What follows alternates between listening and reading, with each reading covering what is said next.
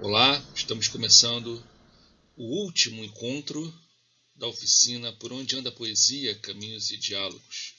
Eu sou o professor Diógenes, ou Dil, e antes de começar é importante dizer que essa é uma oficina que acontece pelo projeto Escola Tem Cultura e tem o apoio da Prefeitura Municipal de Volta Redonda, da Secretaria Municipal de Cultura, do Ministério do Turismo, Fundo Nacional de Cultura e da Lei Aldir Blanc. Bem, chegamos ao último encontro, né? A gente falou sobre poesia e subjetividade, poesia e cidade, poesia e escola, poesia e internet. E hoje, para encerrar a nossa oficina, a gente vai falar sobre poesia e música. Esse é um assunto que, enfim, como eu falei em relação aos outros assuntos também, né, aos outros temas que foram trazidos à tona, né, nesses 5 encontros, poesia e música também é um assunto que dá pano para manga, dá muita conversa, dá muito bate-papo, muita discussão. A gente poderia fazer uma oficina só falando de poesia e música. Então a gente vai tentar ser o mais breve possível, mas já avisando que há muita coisa para se pesquisar, há muita coisa para se saber, há muita coisa para se ler, para se analisar a respeito dessa relação, né?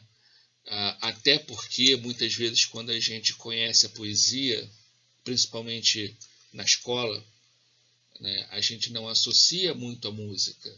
Normalmente a poesia é aquela manifestação artística, literária que está ali no livro, e aquele livro tem um significado para o aluno que é muito mais a um dever a ser cumprido do que necessariamente algo que ele quer fazer, né? E na verdade poesia e música têm uma relação muito grande, né? Não só a musicalidade dentro da poesia, dentro da palavra poética, né? Como o próprio campo da música com o próprio campo da poesia, né? Esse distanciamento que a gente percebe, e em algum momento essa ruptura aconteceu, e até hoje muita gente prega essa ruptura. Não à toa a gente tem aquelas famosas discussões sobre letra de música é poesia, não é poesia, letra de música é letra de música, o que diferencia uma coisa da outra. Há muito bate-papo, há muita discordância em relação a isso, né? Então a gente vai falar um pouco, a gente vai entrar um pouco nessa seara de poesia e música. E, enfim, acho que vai ser bastante interessante para a gente pensar como a poesia está mais próxima da gente do que a gente pode imaginar.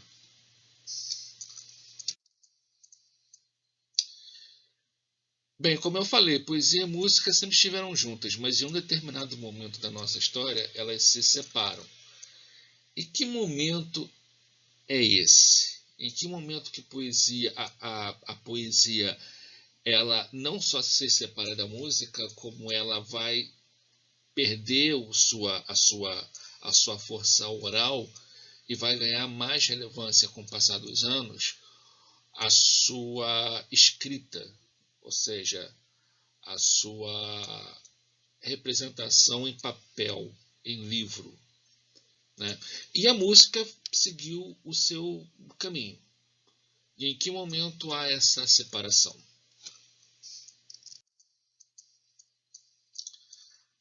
Aqui a gente pode dizer o seguinte, que durante algum tempo, há muito tempo, havia uma relação íntima entre poesia e música, né? Não à toa havia as cantigas, né, líricas e satíricas, vocês já devem ter ouvido falar sobre isso, não só na escola, como provavelmente em filmes, né? Já devem ter visto, né, aquele sujeito na praça falando e alguém com um instrumento musical tocando um alaúde ou algo parecido, né?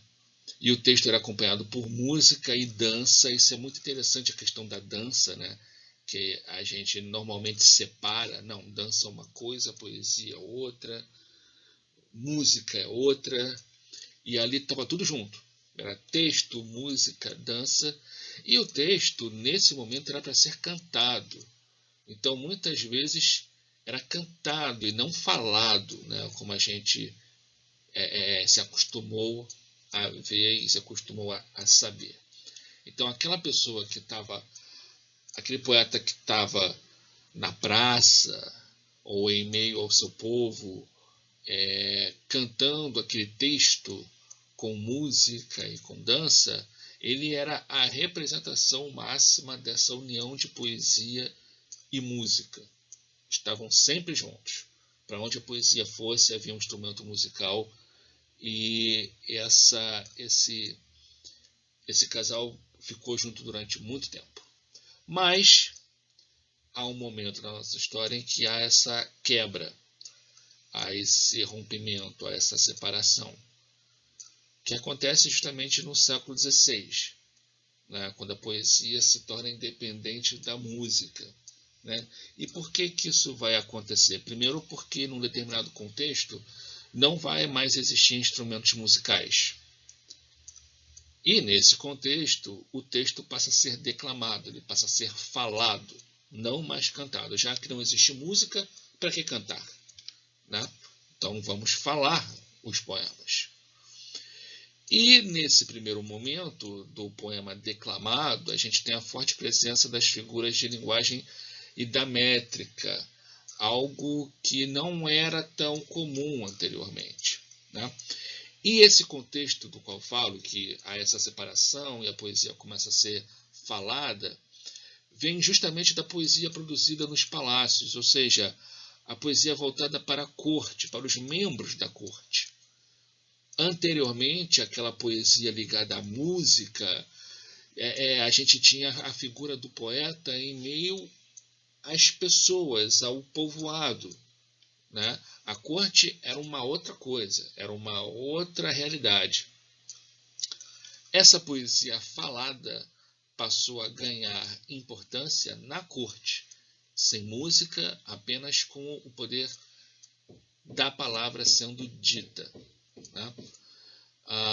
E era um tipo de poesia destinada aos nobres, ou seja, uma poesia da elite, né? E que servia apenas para entreter os membros da corte. Antes, aquele poeta que ficava em meio ao seu povo e que tinha toda a questão da música por perto, muitas vezes ela tinha uma questão satírica, como foi falado, né, lírica e satírica, justamente para apontar críticas em relação aos nobres, em relação à burguesia, em relação aos políticos, em relação à igreja. Eram verdadeiras críticas que aconteciam através da poesia e da música. Essa poesia feita nos palácios já não tinha mais esse tom.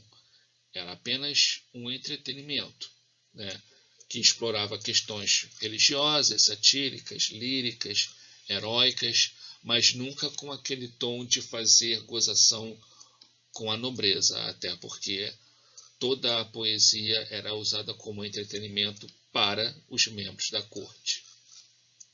E a partir disso há essa separação entre a poesia e a música. E aí a gente tem a palavra som, caminhos e diálogos. Né? Interessante a gente pensar a palavra e o som que toda palavra tem. Né? E como o conjunto de palavras pode produzir e reproduzir uma série de sons que estão presentes tanto na poesia quanto na letra de música, e muitas vezes a gente nem percebe, abrindo caminhos, estabelecendo diálogos para a gente compreender mais essa ligação entre palavra e som.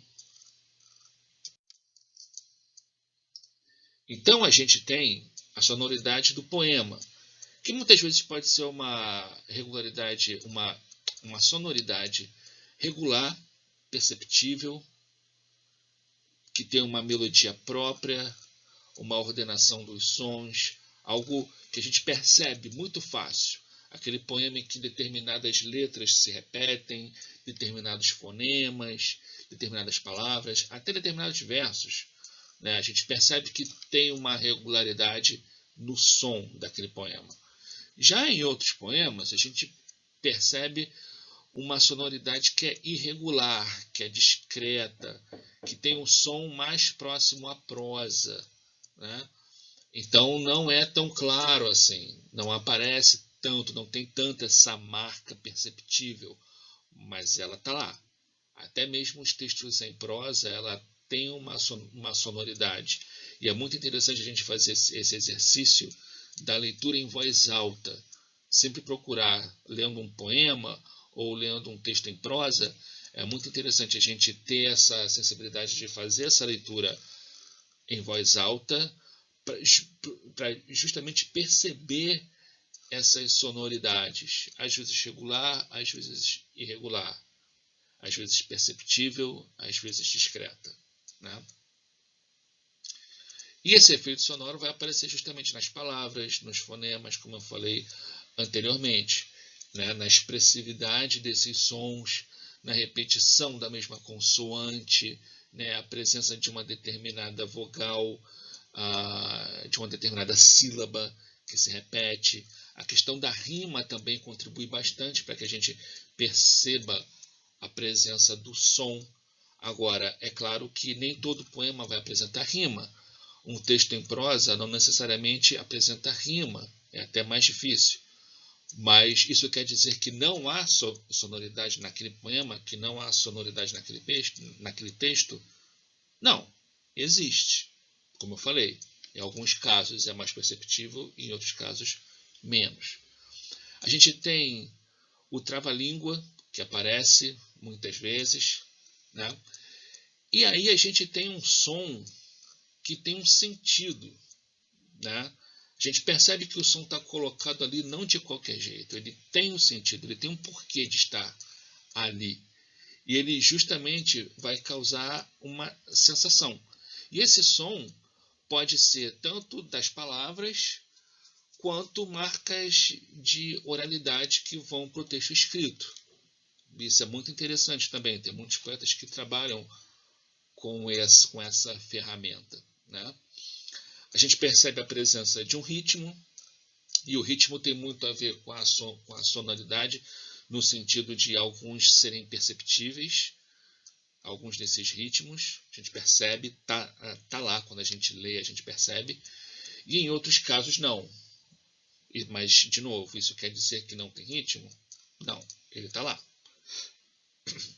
Às vezes a gente tem um movimento ondulatório, né, em que o som, um momento sobe e depois desce, justamente nessa alternância, né, alternância de som e muitas vezes o silêncio, né, o silêncio ele é contado como som, nesse sentido de promover essa alternância, né? Muitas vezes naquele momento que você está falando, e de repente para. A gente viu um pouco isso naquele poema do João Paiva, né? O Devagar Escola, né? Que ele vai falando, começa a falar muito rápido, e de repente ele vai mais devagar, e aí para, e retoma o poema, e vai falando.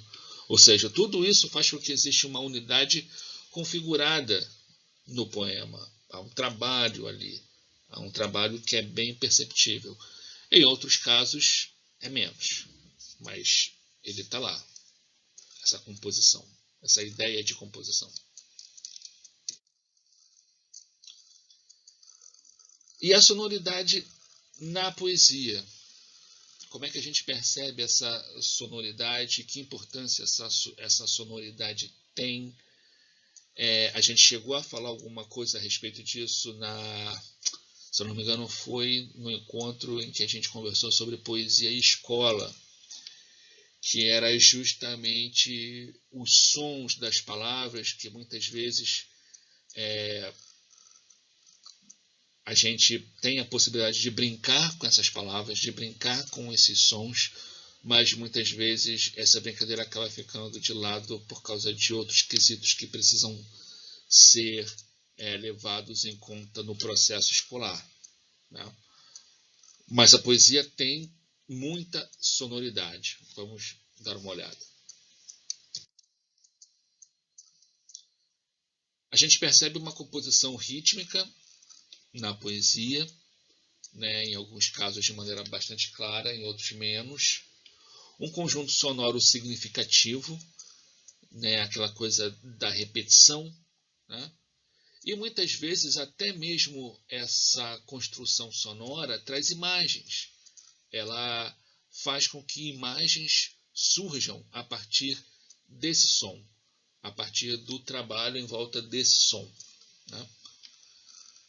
Em alguns textos a gente percebe um exagero na sonoridade do texto poético, e esse exagero, não pensem em vocês que aparece sem querer, ele é projetado para isso, né, justamente trabalhando com a imprecisão dos sentidos, né, como se os sentidos, como a gente conhece, fossem os sentidos, né, da palavra, né, o significante, significado, e trabalhar com a imprecisão faz com que essa brincadeira, para alguns poetas, fique mais interessante ainda, né, justamente porque se aproxima de um mistério, né, a questão da palavra, você poder trocar as palavras, criar novas palavras, criar novos sons, né, e que tem a ver com o que a gente falou também no assunto poesia escola, né, a questão do erro, né, que é sempre mal visto, e que na poesia o erro ele tem o seu espaço justamente como uma outra possibilidade de enxergar esse mistério que instiga muitas vezes, né? E que é o cultivo ao gosto do verso sonoro, né? Daquele verso que a gente fala, e muitas vezes o significado dele está mais naquilo que você ouve do que naquilo que você entende. Então isso é muito interessante a gente pensar na importância desses sons para a configuração de um determinado poema. Agora a gente vai para o momento da leitura, e nesse momento da leitura a gente vai focar muito mais nesses pontos ligados à sonoridade, à repetição de palavras, de sílabas, de vogais, de consoantes, né, a questão do ritmo do próprio poema. Isso é muito interessante para a gente perceber de maneira mais clara como esse som na poesia se comporta. E aí eu trouxe um poema meu. Pois é, trouxe um poema meu, que está no meu blog, o canal Poesia. Se chama Poesia é a Coisa, que fala sobre a coisificação de tudo, né? E aí a gente... eu vou fazer uma leitura aqui, e depois eu gostaria que vocês lessem também e me dessem a resposta de vocês, o que vocês acharam, se vocês percebem a sonoridade presente mesmo, a questão rítmica, né? Se vocês perceberem, eu posso dizer que consegui aquilo que eu queria. Mas, às vezes, não dá certo. Mas vamos à leitura. Poesia é a coisa. Poesia é a coisa que o coiso não coisa, a coisa que o coiso coisa é outra coisa. O coiso que coisa a coisa é mais coisa do que a coisa. O coiso que coisa a coisa é mais coisa do que qualquer coisa. A coisa que o coiso coisa não é coisa de poesia. Poesia é a coisa que o coiso não coisa e nem coisaria. Na coisa da coisa coisa, o coisa é coisa que não coisa. Na coisa que a poesia é coisa do coiso não se coisa.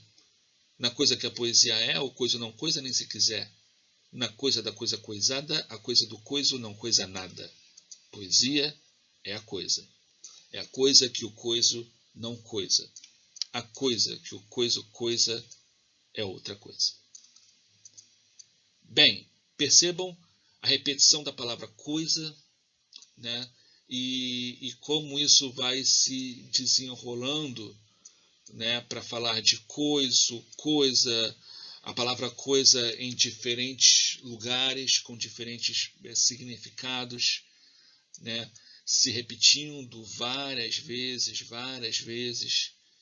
Então, essa é uma das possibilidades de som que a gente encontra aí. A coisa do co, o tempo todo. De coisa, de coiso, de coisar, de coisada, coisar alguma coisa, coisaria, enfim, tem muita coisa aí, né? E espero que vocês tenham percebido essa questão da sonoridade. Agora eu vou apresentar um outro poema, na verdade não é um só, são 3, mas são poemas que têm um quê de trava-língua, né? Que através da trava-língua, a gente percebe, né, de maneira mais clara a importância da sonoridade na poesia. Não só no trava-língua, em outras possibilidades também. Mas o que eu trouxe para vocês, além do meu poema, são esses 3 poemas do livro Trava-Trovas, da poeta Cissa. Tem um link aqui, depois se vocês quiserem dar uma olhada, vai ser muito bacana porque tem um áudio, né, de pessoas falando esses poemas. Eu provavelmente não vou conseguir falar direito, mas o não falar direito também é um falar, né? Também é uma voz. Então vamos lá. O primeiro é O Pedreiro Pedro Alfredo. E aí o poema diz assim: O pedreiro já viu, né? O pedreiro Pedro Alfredo, o Pedro Alfredo Pereira, tramou tretas intrigantes, transou truques, pregou petas, pois Pedro Alfredo Pereira é um tremendo tratante. É claro que a ideia é falar mais rápido, né? Mas, enfim. Vamos ver se a gente consegue? O pedreiro Pedro Alfredo Pereira, tramou tretas intrigantes, transou truques, pegou tretas, pois Pedro Pereira é um tremendo tratante. Ufa, não foi muito bem, mas, enfim. Vamos pro próximo. Se um dia me der na telha. Esse poema é assim. Se um dia me der na telha, eu frito a fruta na grelha, eu ponho a fralda na velha, eu como a crista do frango, eu cruzo o zebu com a abelha, eu fujo junto com a Amélia, se um dia me der na telha. Vamos tentar falar mais rápido? Se um dia me der na telha, eu frito a fruta na grelha, eu ponho a fralda na velha, eu como a crista do frango, eu cruzo o zebu com a abelha, eu fujo junto com a Amélia, se um dia me der na telha. Acho que foi melhor, não? Agora vamos ao último. Se chama Chegou Seu Chico Souza. O poema é assim. Só sei que seu Chico Souza chegou e trouxe da China a seda xadrez da Célia, o chale roxo da Sônia, o chale cinza da Sheila e a saia chique da Selma. Ufa! Vamos tentar falar mais rápido? Só sei que seu Chico Souza chegou e trouxe da China o Só sei que seu Chico Souza trouxe... Só sei que seu Chico Souza trouxe... De novo. Só sei que seu Chico Souza chegou e trouxe da China a seda xadrez da Célia, o chale roxo da Sônia, a chalé cinza da Sheila e a saia chique da Selma. Mais ou menos. Não foi muito bem, não. Mas é interessante perceber, né, no primeiro poema, a coisa do P.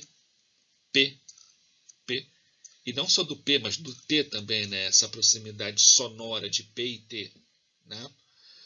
Na segunda, se um dia me der na telha, a coisa do elha, grelha, velha, belha, melha, telha, né? E um pouco ali do frito, fruta, fralda, né? E no último, o X, né? Do Chico, aproximação do X com S, né? Chico Souza chegou, trouxe China xadrez, Célia, Chale, roxo, Sônia, Chale, cinza, Sheila, saia, chique, Selma. Ou seja, é tudo poesia em que, se você não fala em voz alta, você não percebe essa riqueza, né? Tanto no Poesia é a Coisa, de uma maneira menor, porque o trava-língua força mais, mas no Poesia é a Coisa a gente percebe muito quando a gente fala, né? A repetição. E no trava-língua aqui, no Trava-Trovas da Cissa, a gente também percebe a sonoridade presente, mas só é perceptível a partir do momento que a gente lê em voz alta e exercita a leitura em voz alta. E esse é um ponto muito importante assim, para a questão da poesia. Ler poesia, lógico que tem o seu momento mais íntimo, que a gente chegou a falar uma vez do silêncio da poesia, de que fala a Conceição Evaristo, né? Tem esse momento de intimidade, de introspecção, de subjetividade, mas também tem esse momento de você perceber essa sonoridade que está aí, né? E você só percebe a partir do momento em que você expõe isso lendo em voz alta, né? É a voz, é o som, é através do som da voz que a gente vai perceber o som desses poemas. Hora da atividade. E a atividade é o seguinte, a última atividade da nossa oficina. Eu vou pedir para que vocês destaquem aspectos poéticos e principalmente sonoros, tá? Como a gente viu, né? Aquelas palavras que têm a mesma terminação, que são muito parecidas, os mesmos fonemas, os mesmos radicais, algumas rimas, enfim, tudo isso, todos esses aspectos que são poéticos e sonoros, vou pedir para que vocês façam um texto destacando esses aspectos na seguinte letra de música. Essa letra do Baco Exu do Blues, chamado Exu, verdade? Talvez vocês estejam vendo essa letra bem pequenininha, né? Então eu sugiro que vocês entrem na internet, né? E procurem essa letra e procurem o vídeo. O vídeo está com um link aqui embaixo, né, no YouTube. Vocês podem achar lá. E depois a letra em algum site, né, como letras.com, alguma coisa parecida. É fácil achar. É fácil achar tanto o vídeo oficial dessa música quanto a letra, né? E aí eu vou pedir para que vocês ouçam e vocês procurem esses aspectos que eu falei anteriormente, de poesia e de sonoridade, tá? Provavelmente vocês já conhecem essa música. Caso você não conheça, ou caso vocês não conheçam, vale a pena conhecer, tá? E aí é isso. Procurem esses aspectos poéticos e sonoros, realcem, tragam à tona e coloquem no texto de vocês. Como vocês sabem, essa é uma proposta, né? É a última proposta da nossa oficina, e vocês podem enviar esse texto para oficinadepoesia.dio@gmail.com.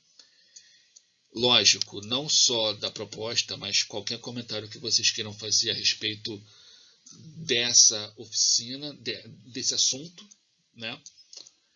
E é claro, já que a gente está terminando a oficina, seria muito interessante ter o feedback de vocês também.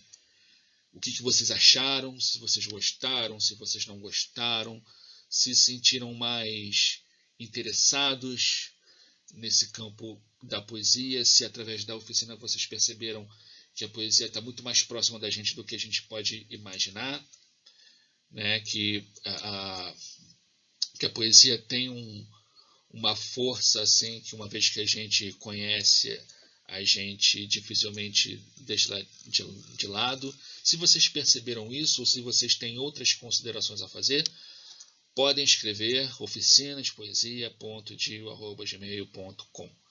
Escrevam, vai ser muito bom ter essa resposta de vocês, ler os comentários de vocês, até para que a gente possa melhorar, para trazer outras oficinas, tá? Então, é isso. Para encerrar, eu queria agradecer a todo mundo que participou dessa oficina, que está assistindo, que está mandando mensagem. Infelizmente, nesse momento aqui em que eu estou gravando esse vídeo, eu não tenho esse retorno imediato de vocês, que faz uma diferença muito grande, mas esse e-mail é o caminho que eu escolhi assim, para que a gente pudesse dialogar. Já que a oficina fala de caminhos e diálogos, o caminho encontrado é esse, é o do e-mail, para que a gente possa estabelecer diálogos, troca de informações, troca de ideias, troca de visões. Então, eu gostaria de agradecer a todo mundo, gostaria de agradecer aos apoiadores, a galera que deu força para a gente fazer essa oficina, o pessoal da Secretaria Municipal de Cultura de Volta Redonda, enfim, todo mundo da Lei Aldir Blanc, muito obrigado. Espero que vocês que estão assistindo, que estão participando da oficina tenham gostado e entrem em contato e vamos trocar ideia, porque a poesia não para, tá bom? Foi um prazer. Espero que a gente possa se encontrar mais vezes e conversar mais vezes. Tomara que presencialmente, um olhando para o outro e trocando muita informação. Tá bom? Grande abraço, fiquem bem e até a próxima. Valeu!